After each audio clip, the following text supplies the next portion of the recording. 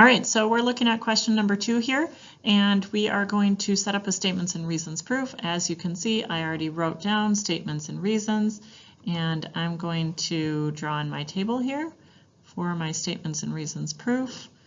And I'm going to read my first given, and my first given says that angle 1 is congruent to angle 2, and so I'm going to mark those two angles congruent on my diagram.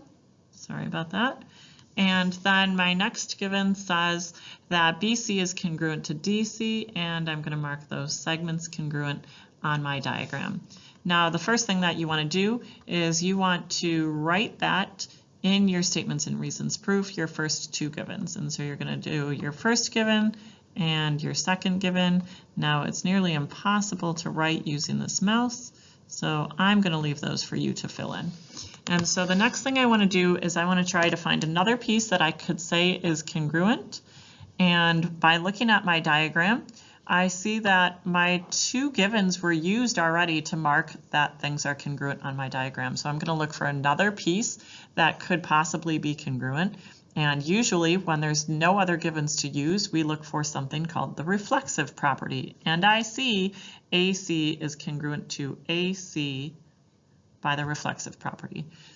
And I use the reflexive property when I have one side that's in two triangles. So I can write over here, AC is congruent to AC, and my reason is reflexive.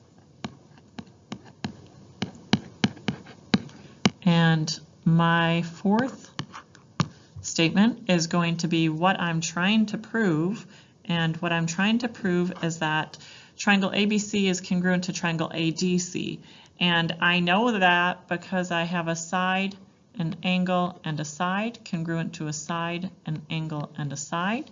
And so you can use side, angle, side as your reason for your congruence, and I'm going to put side, angle, side, and you're going to put that statement here. Part B says describe the rigid motions that would map triangle ABC onto triangle, no, ADC onto triangle ABC.